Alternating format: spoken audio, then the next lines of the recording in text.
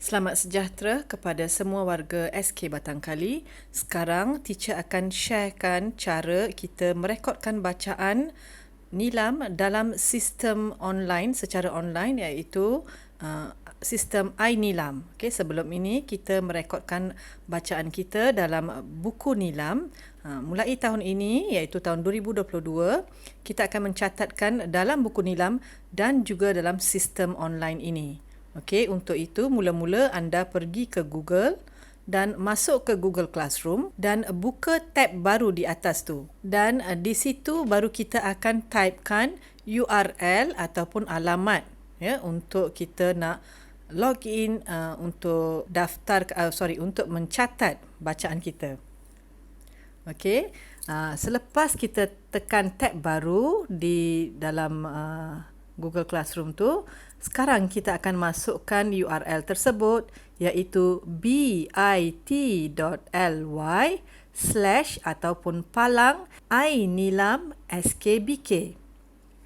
Teacher ulang lagi sekali, bit.ly palang iNilam SKBK, semuanya huruf kecil, dan kemudian anda perlu tekan enter. Selepas anda tekan enter, anda akan dapat lihat borang tersebut iaitu rekod bacaan nilam Sekolah Rendah Daerah Hulu Selangor. Perlu diingatkan bahawa anda perlu masuk mengikut Google Classroom anda. Kalau di sini Google Classroom saya bermula dengan huruf G, yang anda pula murid-murid akan bermula dengan M. Okey. Kemudian anda dikehendaki mengisi email anda. Ya, teacher telah pun mengisi alamat email MOE saya. Anda dikehendaki mengisi alamat email MOE anda. MOE ya, yang kita masuk Google Classroom tu. Jangan menggunakan email peribadi awak yang lain ataupun ibu bapa ya.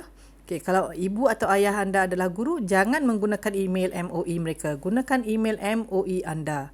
Okay, selepas itu tengok ya tanda merah di tepi tajuk-tajuk tersebut. Okey, yang itu yang anda wajib isi. Okey, judul buku. Sekarang catatlah judul buku yang telah anda baca. Okey, contoh ya.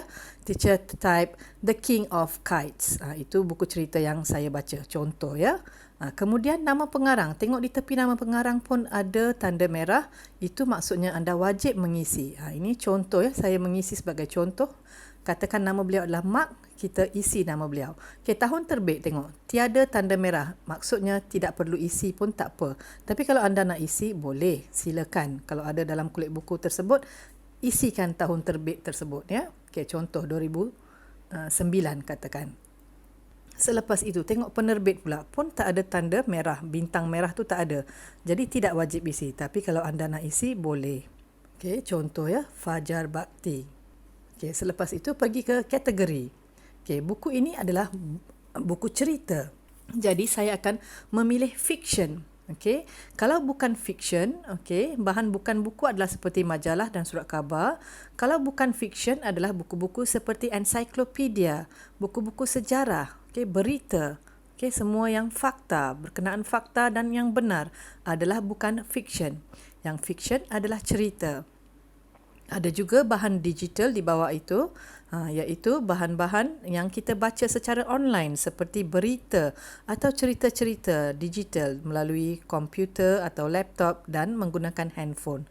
Boleh juga dicatatkan di situ. Jadi kliklah ya. Selepas klik butang tersebut, kemudian pergi ke bahasa. Klik pilihan bahasa. Buku tersebut tadi adalah buku bahasa Inggeris, jadi saya akan klik bahasa Inggeris. Kalau bahasa Melayu, anda klik bahasa Melayu. Kalau buku itu adalah dalam bahasa Cina, anda baca dalam bahasa Cina, bahasa Tamil atau bahasa Arab atau lain-lain bahasa, bolehlah pilih mana-mana bahasa yang anda telah baca ya.